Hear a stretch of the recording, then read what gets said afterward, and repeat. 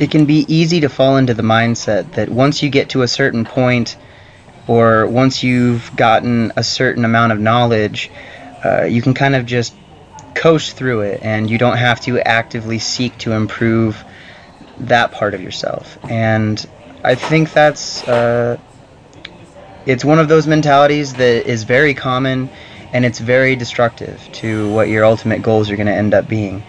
I've been thinking a lot recently, this last 2 weeks, about different ways to improve my own knowledge base on something that I feel pretty competent in. I feel like I have a lot of knowledge about lifting weights. It's been more than half of my life has been spent doing this.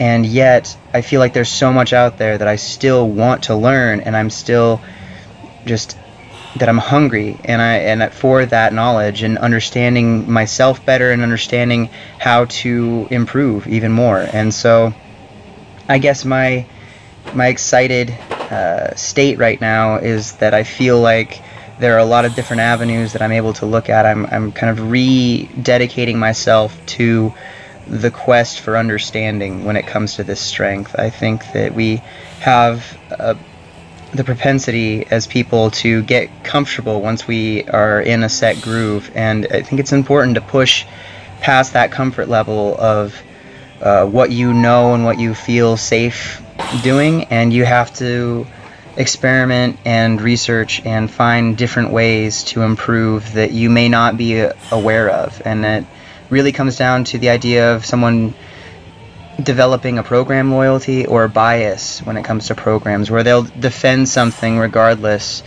of what it necessarily means or the actual result and product of that, just because it's what they know and it's what they're comfortable with. And so look forward in the next few weeks to me trying a few different things and working on becoming more well-rounded in my own knowledge about lifting. So now to the actual workout. Kind of a rough day, just with the squats at least.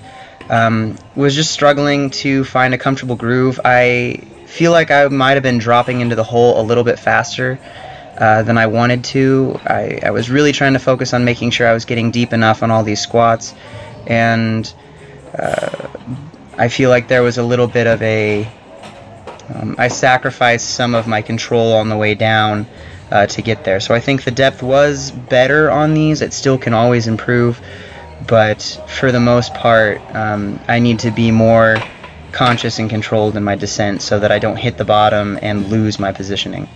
Benching, this is just a deload. And you guys might be thinking, well, 315, how's that a deload when your bench is so crappy? Well, during the Smolov benching that I was doing, I was hitting 325 for sets of 5 for 7 sets in the last week. So 315 for singles, even with a pretty significant pause, felt very easy today, and I think I was recovered a lot more than I expected to be. And I was even trying some new things like I was talking about. Here you can't really see in this angle, but I did move my feet out and I put my heels onto the ground. This is a really uncomfortable position on these benches because they are so low to the ground already. And so I don't know, I might play around with it. I know there's certain federations, USAPL being one of them, that require your feet be flat and your head be in contact with the bench the entire time. And I don't think it would be a terrible thing to practice some other standards than just the ones that I'm most comfortable with, because you can always learn. And to my knowledge, most of the best raw bench presses in the world are not people who have their feet tucked back and are on their toes. It was so easy, in fact, the 315s for all those sets of 1, that I put on 345 for the 6th set. I just put 15 minutes on the clock for that. I didn't have a set number that I was going to do. I just said I'm going to take it easy and do as many sets of singles as I feel like doing in 15 minutes. And on that 6th set, I just put on 345 and said I'm just going to pause it and try to hold it tight and controlled at the bottom. And it was probably one of the easier presses that I've ever done with that loading, especially considering the fact that my heels were on the ground, and so my technique was different than I have been doing it for the last 6 months. So I think that's a good sign that things are moving in the right direction as far as my my benching is concerned, and that the Smolov benching did work even though I wasn't able to complete the final day due to some shoulder issues. Afterwards, I moved back over to the squats and put 16 minutes again on the clock and did my doubles. And I didn't want to go as heavy this time, so I didn't put on 605 at the top, but I did do a 585, and overall felt pretty solid with the workout at the end after I got past that first round of squats. So thank you guys for watching. If you enjoyed the video, please leave a like rating, share it with your friends, comment, subscribe, and if you guys like the shirt that I was wearing, that was definitely one of the new Ben Rice Strength Crew t-shirts, and so we have those in the different colors. This was the Live the Grind shirt. There's also the Gandalf quote shirt, so you guys can check out the Strength Crew link in the description below if you want to see my training log, if you want to get one of those shirts if you're interested, or just if you want to go and see a really cool forum to learn about some different strength things and talk to some like-minded individuals.